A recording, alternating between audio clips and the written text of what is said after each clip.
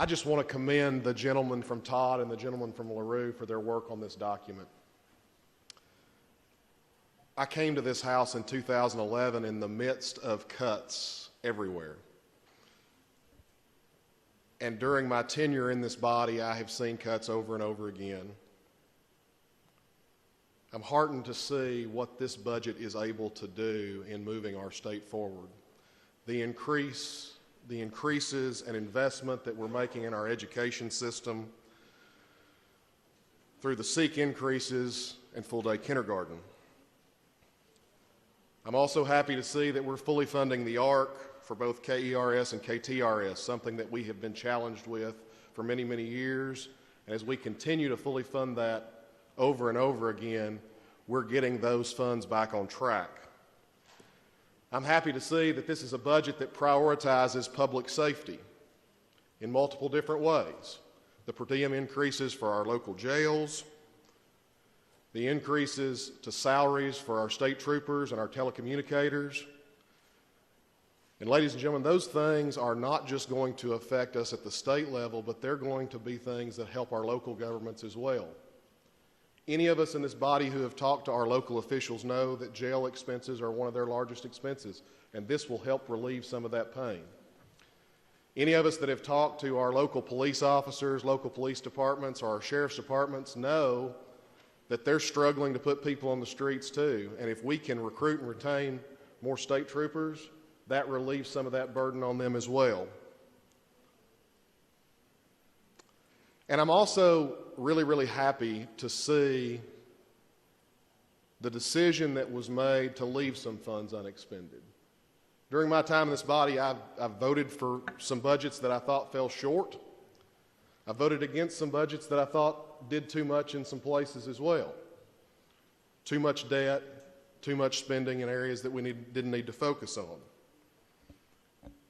But these unexpended dollars, as the lady from Jefferson 44 brought up, give us the opportunity to dream big on some things.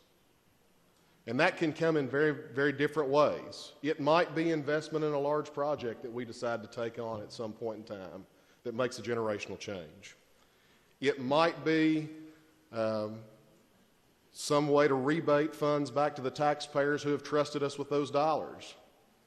It might be a generational transformation in our tax code in this state that's able to let us go down the path of as we move forward in this session. That money gives us the opportunity to dream big, and I commend you for bringing that money and leaving it unexpended for those purposes, gentlemen from Todd.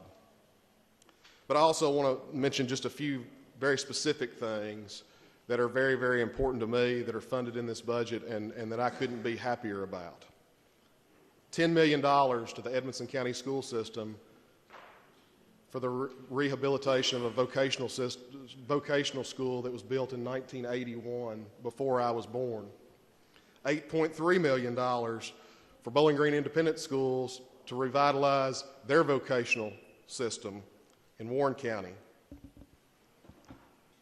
$75 million for a project at Western Kentucky University to build a new Gordon Ford College of Business. I'm an alumnus of that college, and I know what disrepair that building was in when I was there 15 years ago. This is going to make a huge difference for our students in those business programs at WKU and Bowling Green. And everybody on this floor that's been here for any length of time knows that the Bowling Green Veterans Center has been the project that has been my passion for many, many years. And this provides funding for the operation in the first year of that facility that we in this body have worked so hard to bring to Warren County. And I hope we'll see the ground broken soon, and we'll be able to see our veterans being able to utilize that facility in about a year, year and a half. So gentlemen from Todd, thank you for your work. Gentlemen from LaRue, thank you for your work. To the staff, thank you all for building the budget that I believe is the proudest budget that I could ever vote for since my time in this body. And I support this legislation wholeheartedly.